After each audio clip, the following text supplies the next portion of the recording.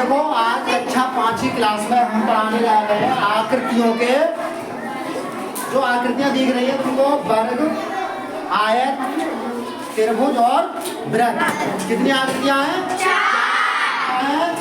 वर्ग है, आयत है, त्रिभुज है और एक वृत्त।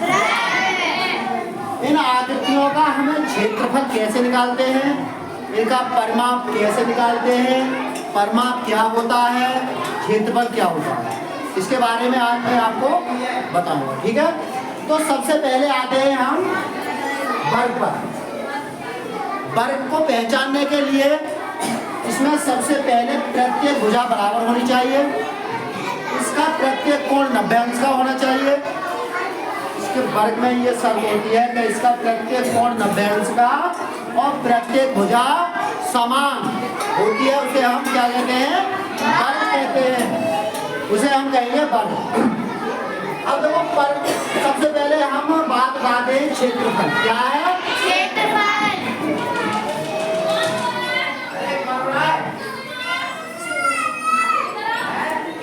क्षेत्रफल। क्षेत्रफल का अंग्रेजी में कहते हैं एरिया, यानी इस जो चौफर में टोटल इसका जो एरिया होता है वो स्क्वायर में लिखा जाता है। क्षेत्रफल होता है वो स्क्वायर, पहले नंबर स्क्वायर में होता है। अब मानने को हम कहते हैं कि ये भुजा हम मान लो ये मीटर है। कितनी मीटर है? ए मीटर। अब जैसे कोई भुजा है, इसमें भुजा की जरूरत पड़ती है। वर्ग का क्षेत्रफल होता है, वर्ग का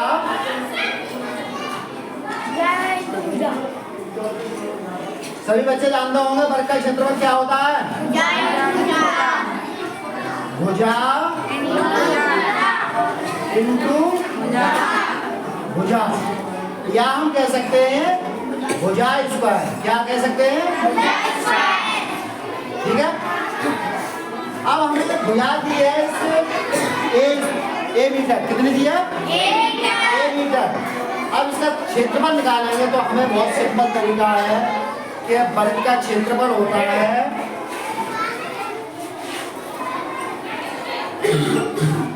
क्षेत्रफल ए स्क्वायर। ठीक है, वर्ग का क्षेत्रफल क्या होगा? ए स्क्वायर। अब इसी प्रकार हम इसका परिमाप को जानने के लिए हमें क्या करना होता है कि यहाँ से ये दूरी, ये दूरी, ये दूरी और लौट करके यानी कोई व्यक्ति यहाँ से खड़ा है और वो यहाँ से चला यहाँ तक और यहाँ तक और यहाँ तक पुनः वापस उसी स्थिति में आ गए, उसको हम क्या कहते हैं?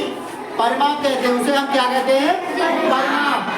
तो देखो परिमाप के लिए वर्ग का क्षेत्रफल होता है, वर्ग का परिमाप कहेंगे वर्ग